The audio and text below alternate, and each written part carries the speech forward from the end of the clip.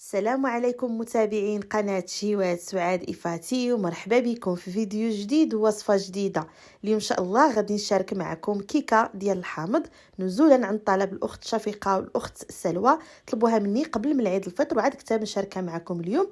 غنحضرها معكم بطريقتي الخاصة بمقادير بسيطة، كتجي لذيذة، المذاق ديال الحامض فيها باين وكتجي خفيفة وهشيشة كتذوب في الفم. أنا مأكدة غتجربوها وغتعجبكم بزاف. فإلا عجبكم فيديو حبيباتي ما تنسونيش من اللايكات ديالكم، وعلى بركة الله ندوزو مباشرة لطريقة التحضير. اول حاجه غناخذ البول ديال العجانه وغنوضع فيه 4 ديال البيضات متوسطين في الحجم ويكونوا بحراره المطبخ.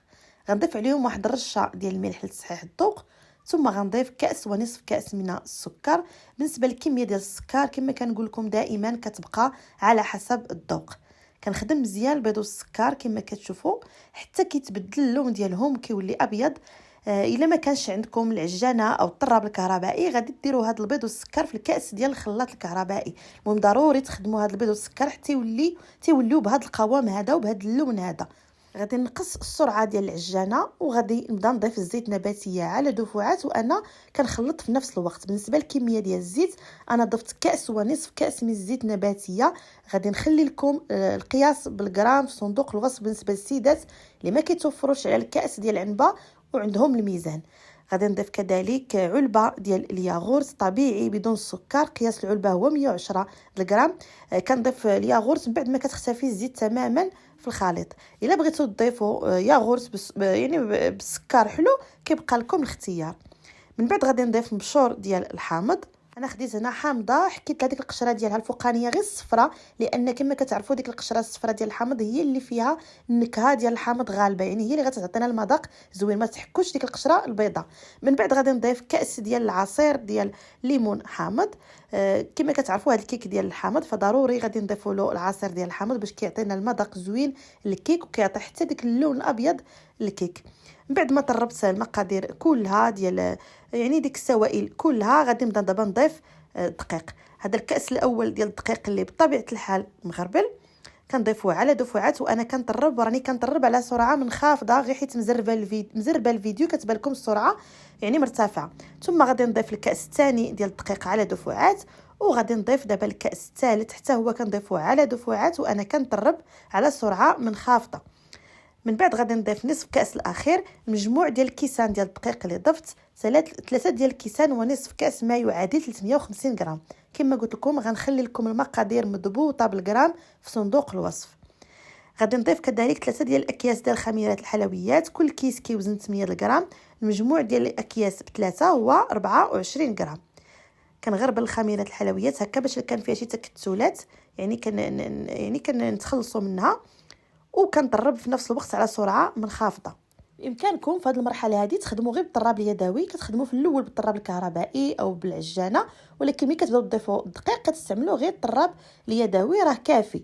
ضروري نجمع هاد الجوانب ديال الدقيق اللي كيكونوا في يعني في البول، وعاد غادي نعاود نطرب غير واحد شويه وصافي. راه الخليط ديال الكيك ديالنا راه واجد. هذا الخليط الكيك كيكون خفيف بزاف هكا باش كتجينا الكيكه خفيفه وكتجينا هشيشه. كما كتعرفوا الكيكه ديال الحامض او البرتقال الا كانت شويه يعني ثقيله فيها الدقيق بزاف كتجينا مدقصه، فضروري تكون خفيفه. يعني ديك الخليط ديال الكيك خصو يكون خفيف. دابا غناخذ المول اللي غادي نوضع فيه الكيك. انا خديت مول عادي، غير هذا المول اللي عندي راه حجم عائلي، يعني الكيكه غنديرها بحجم عائلي. الا بغيتوا تستعملوا مول صغر من هذا بطبيعه الحال غتقسموا المقادير على جوج، او غادي ديروا ثلثين ديال هاد المقادير. غنوضع الخليط ديال الكيك دائما تنعليو يدينا للاعلى، وكنكون في هذه الوقيته هذه شاعله الفران كيسخن. ضروري يكون الفران مسخن من قبل.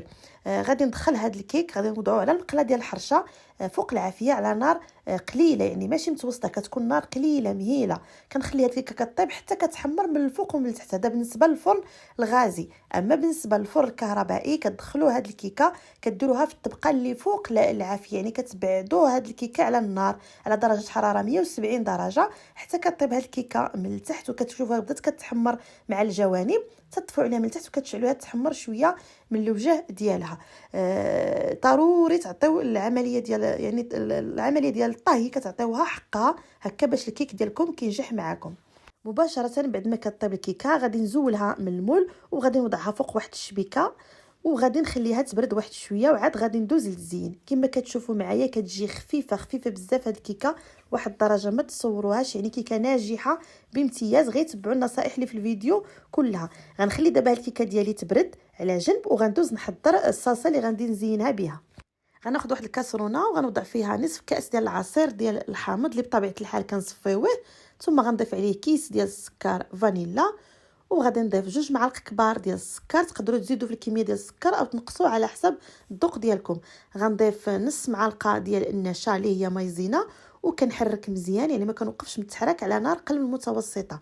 بامكانكم تزيدوا في الكميه ديال السكر. كما كتعرفوا العصير ديال الحامض كيكون شويه يعني مجهد، فإلا بغيتوا تخففوا من العصير ديال الحامض وتنقصوا من ديك نص كاس العصير مثلا، تنقصوا منه زيدوا في بلاصه داكشي نقصوا زيدوا الماء. بعد ما يعني كتعقد هاد الصلصه وكتقال، غادي نضيف لها القليل من النكهه ديال الحامض كتعطينا المذاق واللون لهاد الصلصه. وغنضيف نص معلقه صغيره ديال الزبده ديال العلبه، وكنحرك مزيان حتى كتذوب الزبده. طبيعه الحال بعد ما كنطفي النار كندوب ديك الزبده غير في السخونيه ديال هاد الصلصه مباشره وهي مازال سخونه. غادي نزين بها الكيك اللي بطبيعه الحال خصو يكون بارد مزيان، يعني كنخلي الكيكه حتى كتبرد مزيان عاد كنزينها، او حتى كتبغيو تقدموها عاد كتزينوها. المهم ما توجدوش هاد الصلصه حتى كتبغيو تزينوا الكيكه عاد كتوجدوها. وما حدا مازال سخونه كتزينوا بها بهذه الطريقه. كما كتشوفوا كتاخذوا غير معلقه وكديروها فوق الكيك. تقدروا تستغناو يعني على هاد الصلصه ما ديروهاش، يعني تزينوا غير بالكونفيتور او تخليو الكيكه عاديه، كيبقى لكم الاختيار. من بعد غادي ناخذ شويه ديال الفيوتين عندي هنا بمذاق الحامض، كيعطي واحد الشكل زوين ومذاق زوين لهاد الكيك. وغادي نزين هنا بهاد حبه بنوك معسل، يعني كنقسم كل حبه على 2 وكنزين، كيعطي واحد المنظر زوين. دائما التزيين تيبقى على حسب الذوق وعلى حسب داكشي اللي متوفر عندكم. نتوما كتبدعوا في التزيين وكتزينوا على حسب المخيله ديالكم وعلى حسب داكشي اللي متوفر عندكم واللي كتبغيوه وكيبغيوه حتى وليداتكم. تقدروا تزينوا بهادو بشرائح ديال الليمون حامض او مبشور ديال الليمون حامض. غير ثقوا بيا هاد الكيكه هادي كتجي ممتازه، كتجي بنينه بزاف، فيها المذاق ديال الحامض باين، وكتجي هشيشه وخفيفه لواحد الدرجه ما تصوروهاش. غير تبعوا ديك النصائح اللي قلت لكم كلها في التحضير ديال الكيك، وان شاء الله غتنجح معكم هاد الكيكه وغتجيكم خفيفه ومهويه من الداخل. وحتى داك اللون ديال الكيك تيجي من الداخل بيض، كيجي ناصع وكيجي زوين بزاف. وكما قلت لكم انا المول ديال الكيك راه كبير بحجم عائلي. الا بغيتوا ديروا يعني غير مول صغير غادي تقسموا المقادير يا اما على 2 او غادي ديروا الثلثين ديال هاد المقادير. ولا كان عندكم المول صغير شي شويه من هاد المول اللي استعملت انا، راه غتجيكم هاد الكيكه طالعه بزاف اكثر من هذه اللي حضرت انا، لان عندي المول كبير بزاف بحجم عائلي.